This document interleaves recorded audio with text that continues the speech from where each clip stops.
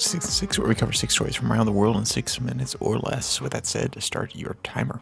We begin today in Chile, where the far-right Republican Party, and Republican Party is an interesting anachronism there. The far-right party in Chile has emerged as a significant political force set to take the office of Congress in March 2025. This rise indicates growing support for far-right ideologies and potentially challenges the current government's abilities to pass reforms without bipartisan cooperation. The new political landscape suggests increased complexity in legislative negotiations and potential gridlock. The emergence of the far-right party has a significant force in Chile's political landscape underscores the complexities of facing the country's political institutions. Alliances and cooperation may become more crucial than ever if meaningful progress is to be achieved amidst potential gridlocks, from Reuters, end quote.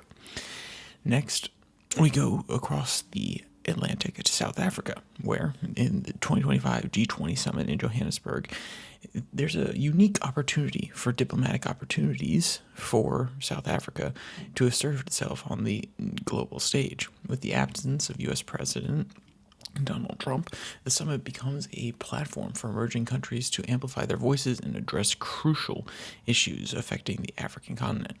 South Africa aims to highlight economic development challenges, combat global inequalities, and reshape international perceptions of the African nation.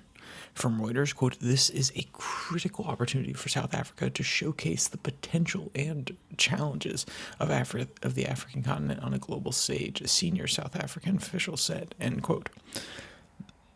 Next, we go back across the Atlantic to Canada, where Mark Carney is facing a critical budget vote that could potentially trigger an early federal election in Canada. The budget's passage is uncertain and represents a significant test of Prime Minister Justin Trudeau's minority government, which he is no longer the head of. Carney is, and it is no longer a minority government either. Carney's involvement highlights the political complexities and potential for significant shifts in Canadian federal politics. From Reuters, quote, "This vote is more than just a test of the government's fiscal strategy. It's a litmus test for political stability of the Carney administration. Failing to pass the budget would spill out not only a crisis of confidence, but also potentially usher in a period of intense political uncertainty," end quote. Next, we travel across the world to China, where PDD Holdings reported a strong third quarter performance in 2025 with quarterly revenue increases by 9% to $5.5 billion. The company's e-commerce platform Temu played a critical role in this growth, driving international market expansion, and net income rose by 15% overall to $1.3 billion. Reflecting a successful marketing strategy and enhanced consumer engagement. From Reuters, quote, "We are witnessing notable traction in key overseas markets, which is a testament to our strategic investments and understanding of consumer demands," said Cindy Hughes, chief financial officer of PDD Holdings. The company emphasized its focus on supply chain improvements, innovating advertising, and competitive pricing as key drivers of its international success, end quote. And then next we go to Australia and New Zealand, who have temporarily been closed due to asbestos contaminations following safety inspections. The closure is precautionary, a measure aimed at eliminating potential health risks for students and staff. Asbestos, a hazardous material commonly used in construction before the 1980s, can cause serious health illnesses like lung disease and cancer if its fibers are inhaled.